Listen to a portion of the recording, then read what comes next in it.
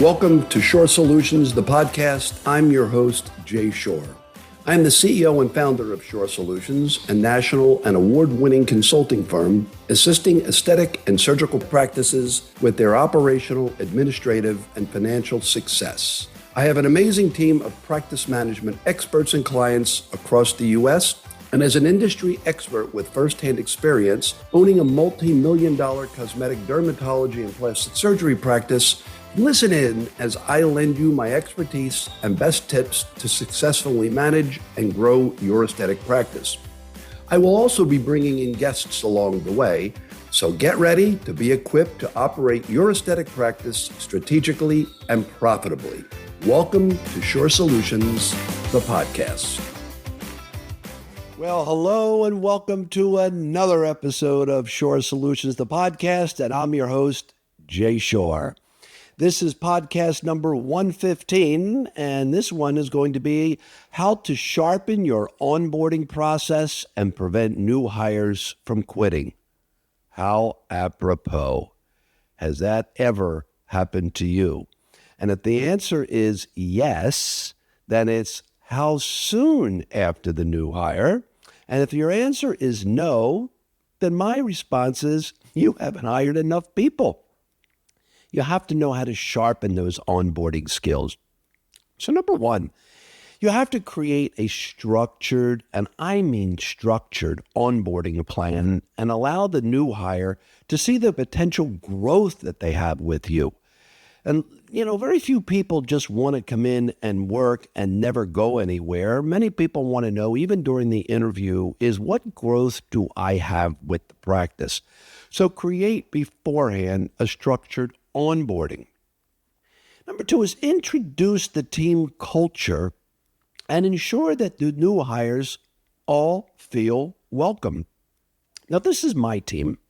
I'm a team leader, and we have 7 members of our team. Many of our team members started brand new, many from outside the industry, some from within the industry. But however, we introduce our culture. And what is our culture? A, don't do anything illegal, immoral, or unethical.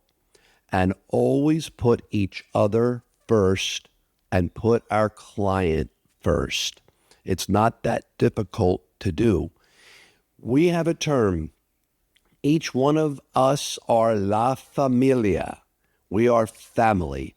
And everybody treats each other like family, and nothing, and I mean nothing, is too much to help the other person.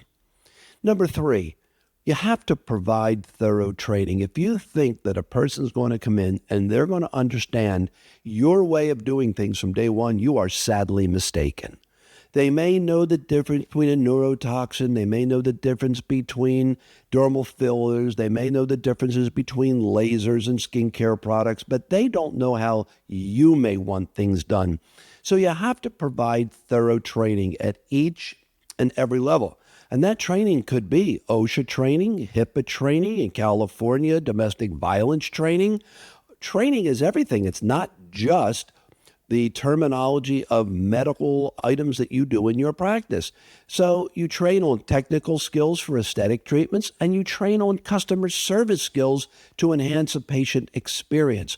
It all rolls up in having you shine as a practice, not as specifically as the doctor. That will come later. But as the practice, you want people to always be coming back for more. Tip number 4. Your training should be ongoing. Just because you ended up doing one specific training does not mean that you're done. Your training has to be ongoing. It has to be clear, concise, and consistent, and understandable, speaking to people in a language that they understand. So the training, whether it's internally, externally, governmental training that you have to provide, and it's only going to get more extensive as we travel through the years. I've always believed in training. I've been very, very fortunate in my career that everywhere I have worked, they've always spent an inordinate amount of training, especially when my superiors saw things in me that they thought they could develop better. they sent me for additional training. And that's why we have so many of these conferences and congresses that I lecture at. I probably do a dozen or more a year. And we all learn and we educate all different levels of staff in the practice. Don't be afraid. It's not an expense. It's an investment to your future. Yes, we're going to take a quick break and a slight intermission. I'd like to take a moment to tell you about our Conversion Cascade online course. With this self-guided and powerful course, you and your team will be able to master acquiring and retaining more patients. As a step-by-step sales funnel training, this course is designed to help you and your team attract more patients, convert calls to consults, convert consults to treatments and procedures, and keep patients coming back for more. Not only will our Conversion Cascade online course help to strengthen and develop your team's phone sales and customer service skills, it will also serve as a valuable onboarding training tool for each and every new team member. Plus, in the course, you'll receive downloadable marketing checklists, phone scripts, conversion tracking tools, and more. So why not sign up for the course today? It only takes less than 4 hours to complete, and you can finish at your own pace, and you'll have lifetime access. And as a special thank you for being our podcast listener, we're giving you 20% off. Just enter the discount code PODCAST to start saving today. Click the link in our show notes to sign up for the Conversion Cascade online course. Acquire and retain more patients right now.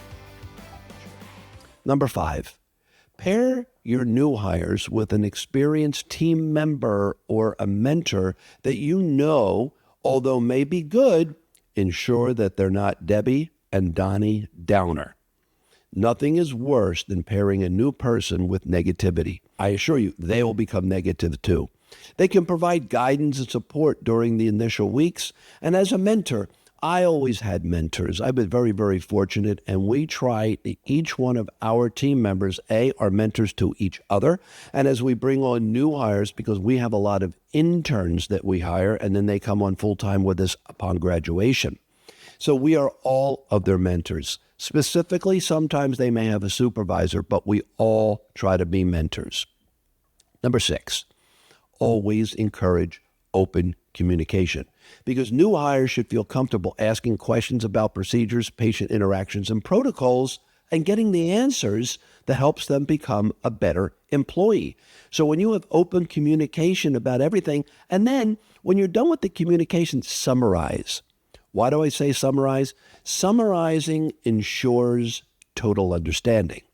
And when I teach, because I teach at Florida Atlantic University as well, I don't go on without ensuring that the people that I'm teaching to, my students, that they have an understanding, because what's worse is for you to be able to teach something and you're ready to move on and the people really didn't gain a total understanding and you're going to get them lost.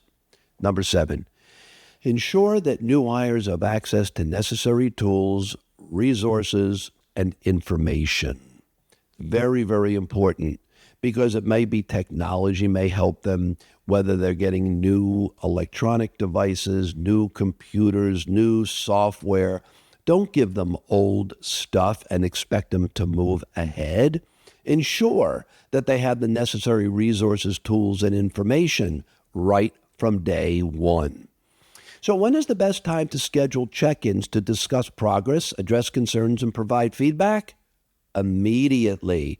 From day one, ensure that after each level of your training and confidence that you ask questions and you say, do you have any questions? Are there anything I could ask? And then when they're silent and they have nothing to say, ask them questions about what you've gone over with them. Many times they won't have any questions in the beginning, but then when you ask them questions, they don't have an answer.